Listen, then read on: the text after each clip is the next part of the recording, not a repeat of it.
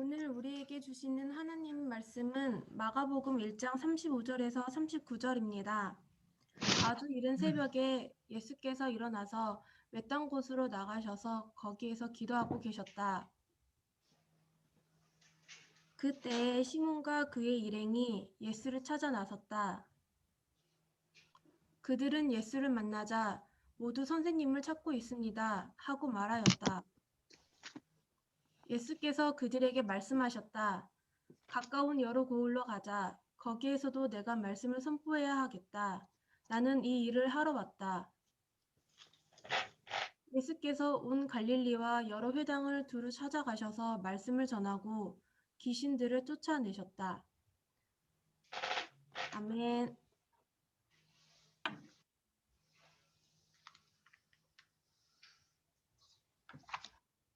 예, 안녕하세요.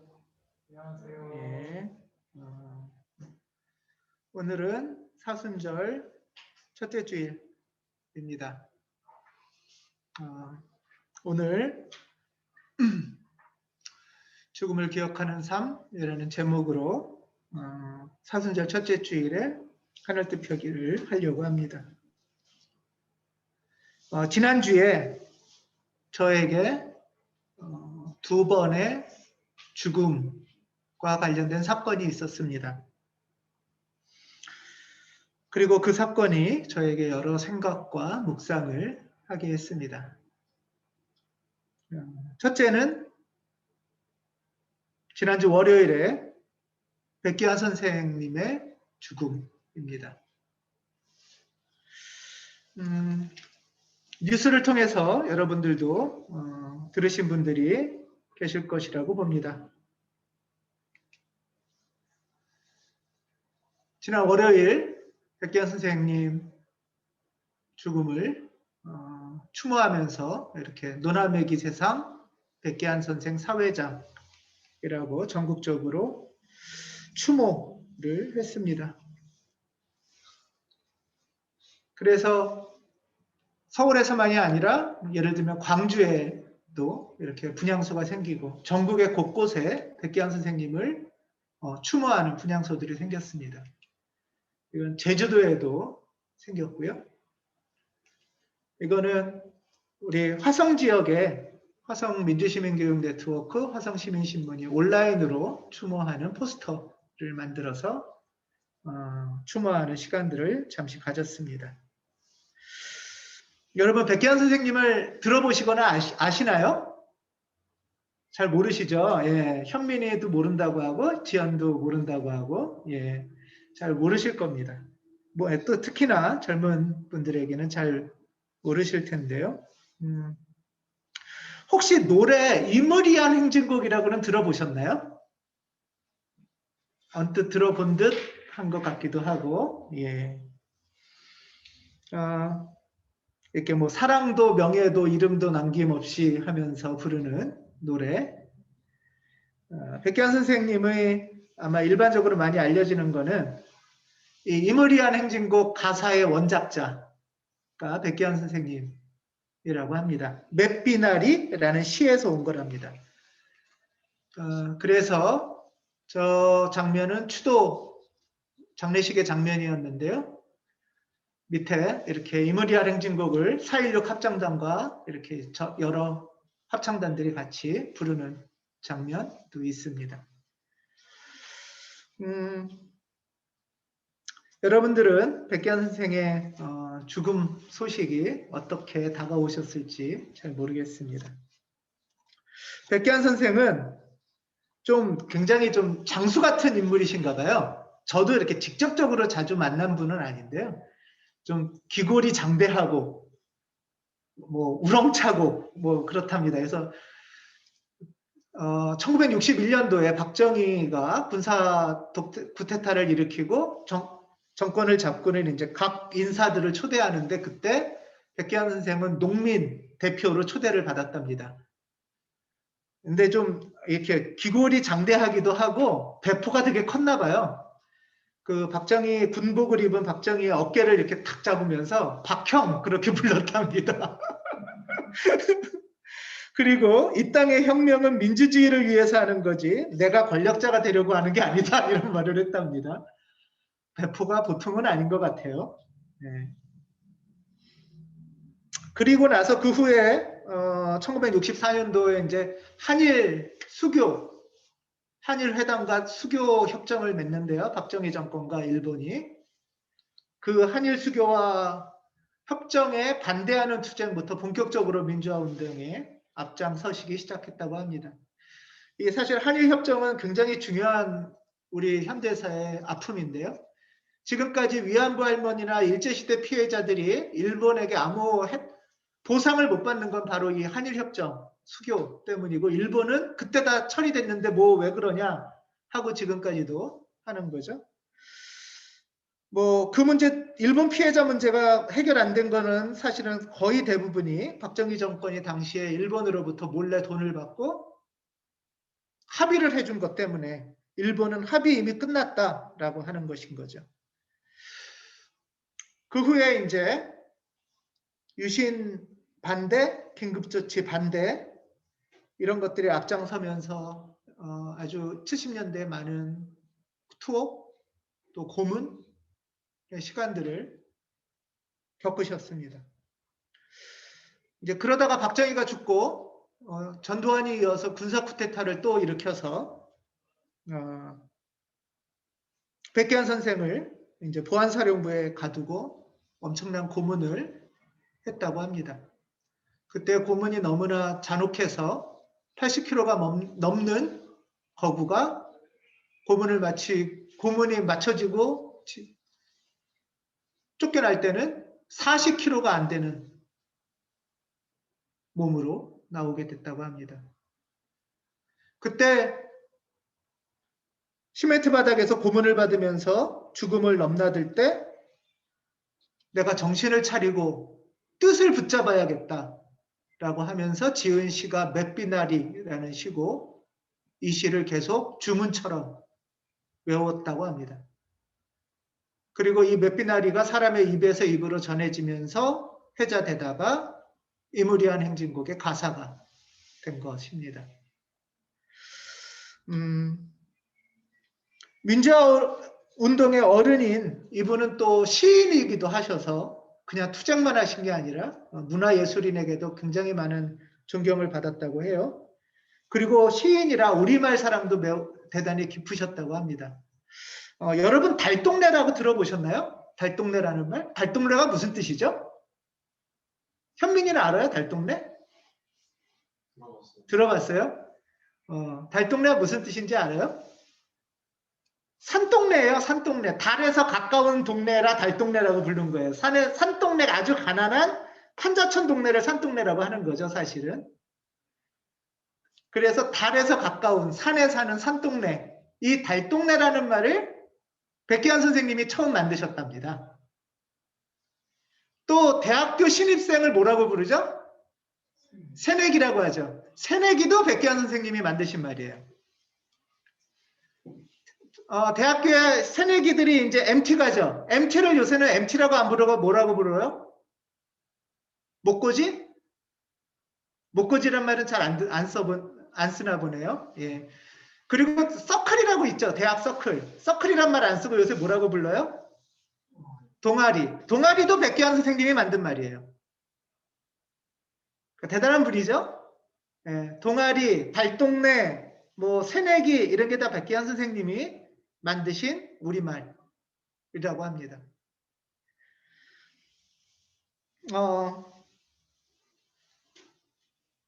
우리가 비록 백계환 선생을 잘 알지는 못하지만 우리가 알건 모르건 이분은 많은 사람이 같이 일하고 같이 나눠 먹는 세상을 살자라고 하면서 목숨을 바치고 생명을 바쳤습니다. 우리가 알건 모르건 백계환 선생은 이 뜻을 품고 이 뜻으로 살아오신 분이었어요. 이분이 말하는 세상이 노나매기 세상, 이것도 우리말이에요. 노나매기 세상이 그게 무슨 뜻이에요? 하고 물어봤더니 같이 일하고 노나 먹는 세상이래요. 놀아먹는 세상이 같이 살아가는 세상 아니냐 이렇게 말하신 분입니다. 이 뜻을 품고 평생을 사셨던 분이 지난주에 죽음을 맞이하셨습니다. 이분의 죽음을 애도하면서 지금 저 화면에 판화는 이철수라는 판화가가 만든 판화인데요. 왼쪽에 글씨가 잘 안 보이실 텐데 백기환 선생이 돌아가시는 것을 추모하면서 이 해가 지는 거예요. 밑에 있는 글씨를 제가 읽으면은 해가 서산에 지더라. 큰 소리로 이야기하더라. 나 진다. 구차히 살지 말아라.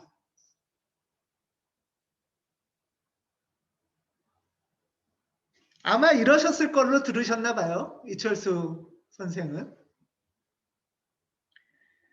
큰 소리로 이야기하더라. 나 진다. 이제 나 진다. 구차히 살지 말아라.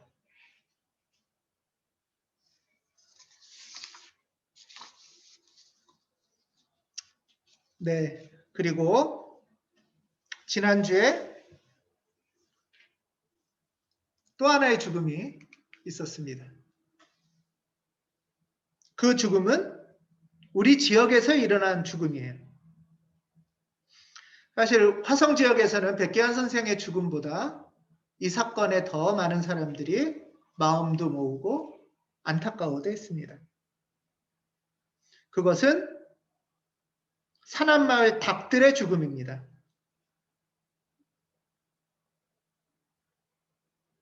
산안마을은 금을코 학교를 시작할 때도 같이 힘을 모았던 지역의 마을이고 단체고, 또 우리 교회 친구들도 한유도 낙원촌 갔었죠. 예, 또 많이 갔었죠. 우리 교회 아이들도 여름에 이렇게 산안마을에서 주최하는 낙원촌이라는 여름 캠프에 다녀오기도 하는 가까운 지역 공동체인데요. 이 산안마을은 함께 일하고 함께 나눠 먹는 공동체 멤버들끼리는 최소한 그렇게 하자는 무소유 공동체입니다. 이들은 1966년도에 시작을 해서 몇 차례 실패를 겪었대요. 실패를 겪다가 1984년도에 이 화성 향남에 자리를 잡았습니다. 근데 함께 일하고 함께 나눠 먹으려면 같이 벌어먹을 수 있는 방법이 있어야 되잖아요. 그래서 뭘 어떻게 할까 하다가 여러 실패 끝에 84년도부터 자리 잡고 시작한 게 양계이죠. 사실 이 산안마을은 저보다 우리 교우들 중에 더 잘하시는 분도 많습니다. 근데 이들이 하는 양계는 그냥 돈만 벌자는 이렇게 좁은 케이지 안에 몇십 센치에 한 마리씩 넣고 알 무조건 기계적으로 낳고 밤새 형광등 켜놓고 하는 그런 양계가 아니라 사람도 행복하고 닭도 행복하고 자연도 행복한 양계를 할 수 없을까 하면서 자연 순환식 양계를 했습니다. 많은 사람들은 그럽니다. 동물복지란 말이 요즘은 많이 이렇게 좀 회자되는데, 동물복지의 원조가 산안마을에서부터 시작됐다. 우리나라에서. 이렇게 말합니다.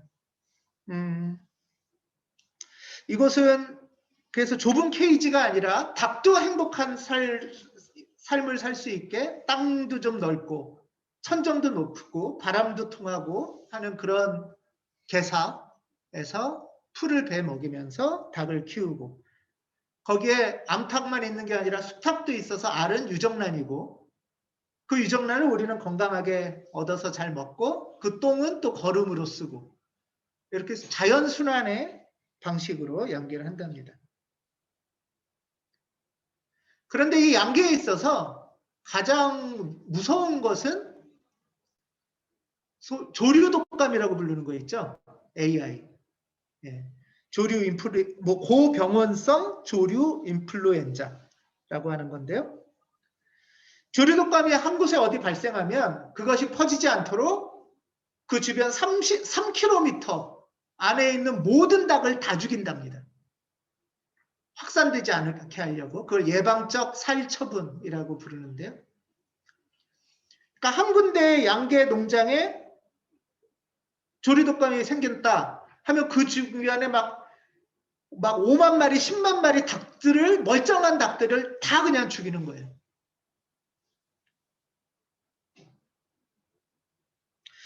뭐 조류독감은 대부분은 건강하지 못한 환경, 케이지 같은 좁은 깨끗하지 못한 그런 곳에서, 그런 곳과 많이 관련되는데, 그리고 산악마을 닭들은 아주 건강하고 한 번도 걸린 적이 없는데, 그런데도 문제는 뭐냐면 산악마을 근처에 어디 조류독감이 생기는 양계장이 생기면 산악마을 닭들도 무조건 죽여야 되는 이런 일이 이제 생기는 거예요. 그러니까 건강한 닭들까지 모두 죽이는 비극이 벌어지는 거죠. 공장식 축산을 하는 곳은 정부에서 살처분을 하면 보상을 많이 줘서 오히려 좋아도 한다고 합니다. 적극적으로. 근데 문제는 산악마을처럼 정말 닭을 건강하게 키우려는 곳에서는 만약에 닭을 이뻐도 하고 사랑도 하고 그들이 낳은 알을 건강하게 낳으면 그 알을 고마워하면서 받아먹고 이러는데 멀쩡한 닭을 갑자기 죽이는 거예요. 살해죠, 살해. 작년 12월에 산악마을 근처에 산악마을에서 1.6km 떨어진 곳에 조류독감이 또 발생했는데요. 그래서 이제 그 주변 3km 안에 있는 모든 닭을 다 죽여야 되는데 그 닭의 수가 18만 4,400마리랍니다. 죽여야 되는 수가. 18만 마리의 닭을 그냥 살아있는 닭을 죽여야 된답니다. 하지만 산악마을이 이제 이런 살처분이 부당하다고 항의했고 화성시민대책위나 전국에서 이제 연대하며 시민 토론회도 하고 하면서 이것만이 과학적이고 건강한 방법이 아니다 이런 이야기를 했습니다. 조류독감 백신도 있고 사실 더 과학적인 방법도 많이 있답니다. 그리고 산악마을은 37년간 한 번도 이 조류독감에 걸린 적이, 전염병에 걸린 적이 없답니다. 하지만 지난 금요일 산악마을의 닭 3만 7천 마리도 죽음을 당했습니다. 저게 이제 죽음을 하는 장면입니다.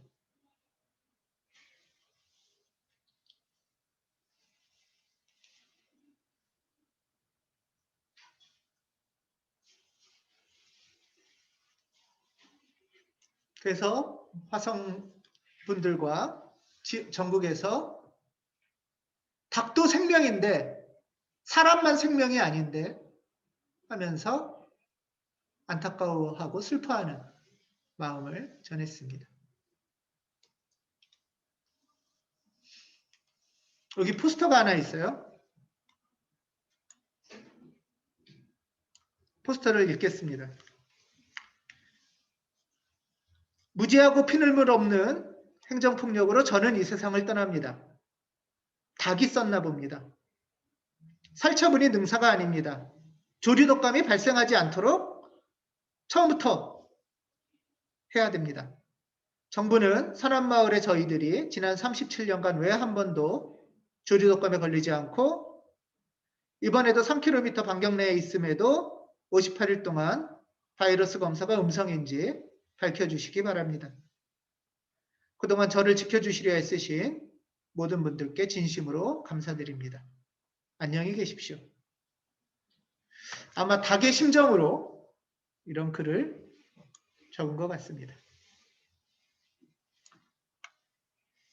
우리가 잘 알지 못하지만 백기환 선생의 삶을 우리가 잘 알지 못하지만 그분은 노나메기 세상의 뜻을 품고 우리 모두의 삶을 위해 살았듯이 또 한편에서는 인간과 동물, 자연의 관계를 생각하며 무소유와 공동행복, 야마기시즘이라는 뜻으로 50여 년을 이어온 산안마을 공동체 또 있습니다.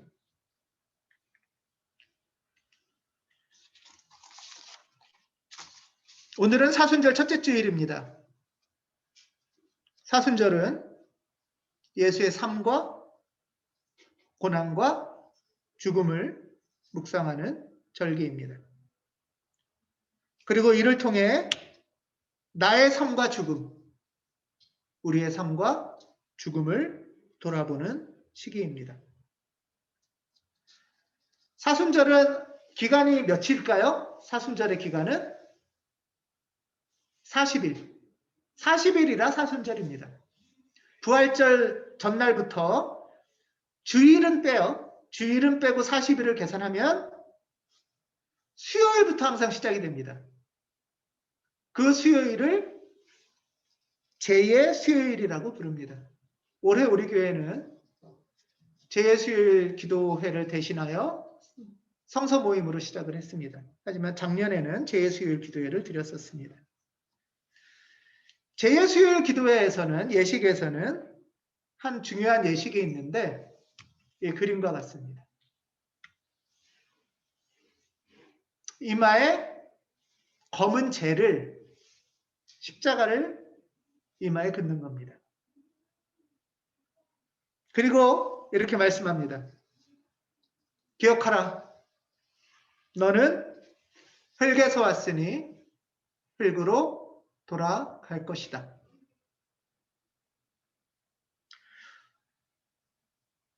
왜 사순절은 우리에게 죽음을 기억하라고 할까요? 죽음을 기억한다는 것은 삶을 적극적으로 진지하게 생각하라는 요청입니다. 죽음을 생각할 때 우리는 삶을 진지하면서도 정직하고 명료하게 묻게 됩니다. 사순절은 죽을 내가 어떤 뜻을 품고 살아갈지를 묻는 시간입니다. 또 나로 인해 누가 고통받고 죽어가는지를 돌아보는 시간입니다. 더구나 올해 사순절은 매우 특별합니다. 이미 코로나로 인해 전 세계 240만 명의 사람들이 1년여 만에 죽었다고 합니다. 상상이 안 되죠. 미국만 50만 명이 넘게 죽었다는데요. 이 50만 명이라는 숫자는 2차 세계대전에서 미국이 죽은 숫자보다 더 많은 세계 전쟁 수많은 죽음이 우리 가까이에 있습니다.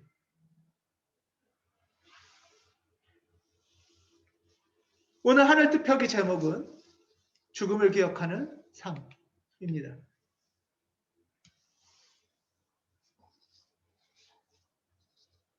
지난주에 저에게 두 번의 죽음의 사건을 기억했다고 하지만 사실은 3번이죠.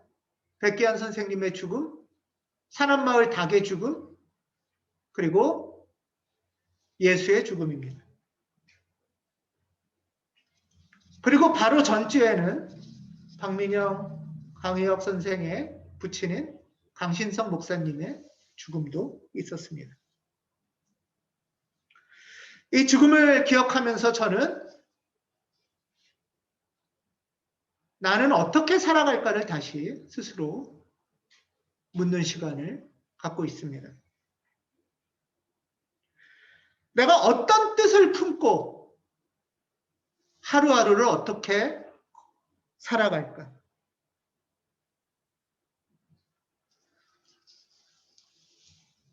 여러분, 하루하루를 살아가는 삶을 풀으면 무슨 말이 되냐면 사람이 됩니다. 삶과 사람은 연결되어 있는 표현이죠. 하루하루를 어떤 뜻을 품고 삶을 살아가느냐가 결국 어떤 사람이 되느냐를 결정합니다.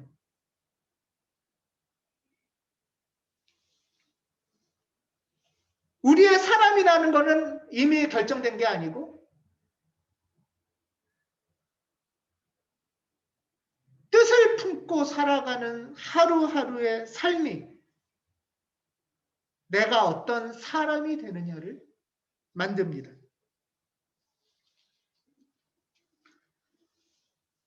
예수는 삶의 뜻을 품고 그 뜻에 이끌려 살아갔던 참 사람입니다.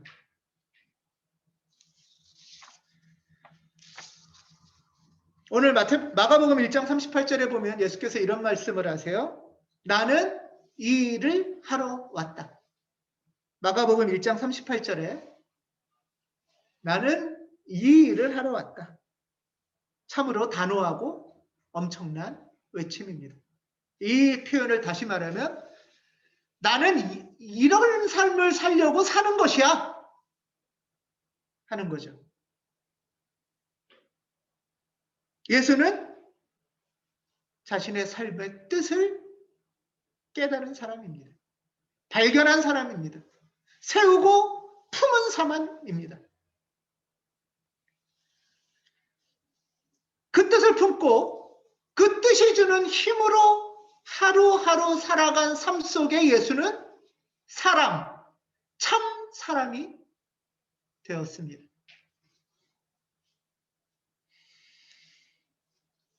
그리고 이 말씀의 앞에 예수께서는 35절에 보면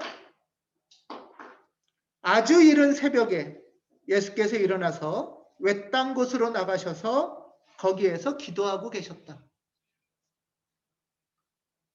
나는 이런 삶을 살아가려고 왔어 라고 하기 몇 절 앞에 그 하루를 시작할 때 예수는 이른 새벽에 일어나서 외딴 곳으로 홀로 나가서 거기에서 기도하는 삶으로 시작했다고 합니다.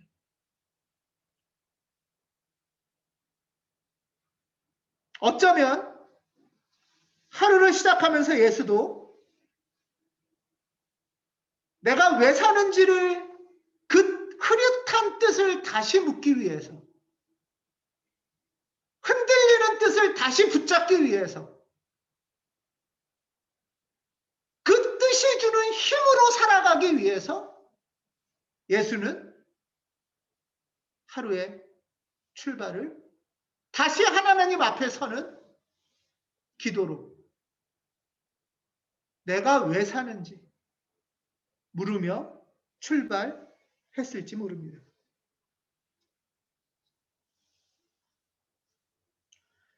죽음을 기억한다는 것은 엄청나게 두려워하거나 호들갑을 떨거나 무서워할 일만은 아닙니다. 그렇다고 무감각하거나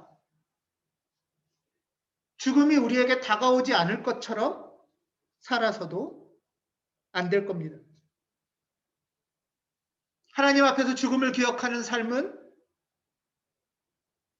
오늘 하루, 또 이 사순절, 올 한 해 어떤 뜻으로 나를 부르셨는지를 묻는, 그 뜻을 품는, 그리고 그 뜻을 따르는 삶이 될 것입니다. 이미 여러분은 2021년을 시작하면서 올해 저는 이런 뜻으로 살겠습니다 하고 기도를 하셨어요. 그렇죠? 기도문을 적었어요. 이 마음이 벌써 한 달이 지나고 두 달이 지나가면서 사실 내가 이걸 정말 원했나? 이 뜻이 나한테 세워질까? 이 뜻을 내가 품을까? 흐릿해지고 잊혀지고 그냥 좋은 말의 나열이 아니라면 다시 뜻을 붙잡고 세우고 그 뜻이 주는 힘으로 사순절을 살아가시기 바랍니다. 우리 중에는 사순절과 함께 1년 향신기도 수련에 뜻을 세운 분들이 있습니다. 이분들을 위해서도 기도해 주시기 바랍니다. 올해 수요 모임은 제2의 수요일에 공부를 통해서 삶의 뜻을 묻고 찾아가는 출발을 하기도 했습니다.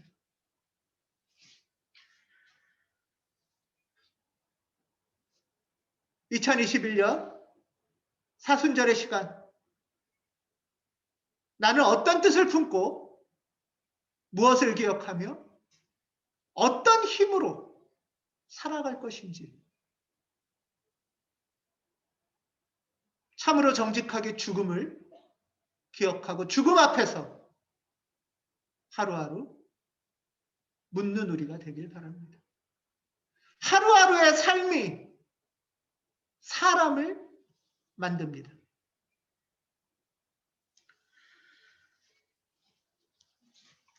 사순절을 앞두고 사순절을 맞이하며 이혜인 수녀의 시가 있습니다. 또다시 당신 앞에 라는 시를 제가 말씀을 마치며 읽겠습니다.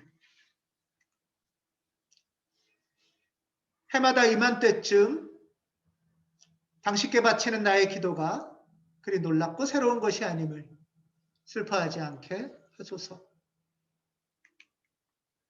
마음의 얼음도 풀리는 봄의 강변에서 당신께 드리는 나의 편지가 또다시 부끄러운 죄의 고백서임을 슬퍼하지 않게 하소서. 살아있는 거울 앞에 서듯 당신 앞에 서면 얼룩진 얼굴의 내가 보입니다. 죄송합니다라는 나의 말도 어느새 낡은 구두 뒷축처럼 닳고 닳아 자꾸 되풀이할 염치도 없지만 아직도 이 말 없이는 당신께 나아갈 수 없음을 고백하오니 용서하소서. 이 죄인. 여전히 믿음이 부족했고 다급할 때만 당신을 불렀음을, 여전히 게으르고 냉담했고 기분에 따라 행동했음을, 여전히 나에겐 관대했고 이웃에겐 인색했음을, 여전히 불평과 편견이 심했고 쉽게 남을 속단하고 미워했음을, 여전히 참을성 없이 행동했고 절제 없이 살았음을, 여전히 말만 앞세운 이상론자였고 겉과 속이 다른 위선자였음을 용서하소서. 주여. 옷을 찢지 말고 마음을 찢으라 하셨습니다. 이 40일만이라도 거울 속에 나를 깊이 성찰하며 깨어 사는 수련생이 되게 하소서. 이 40일만이라도 나의 뜻에 눈을 감고 당신 뜻에 눈을 뜨게 하소서. 때가 되면 황홀한 문을 여는 꽃 한 송이에 준비된 침묵을, 빛의 길로 가기 위한 어둠의 터널을 기억하고 싶습니다. 내 잘못을 뉘우치는 겸허한 슬픔으로 더 큰 기쁨의 부활을 약속하는 은총의 때가 되게 하소서. 죽음 앞에 서서 나의 뜻에 눈을 감고 당신 뜻에 눈을 뜨는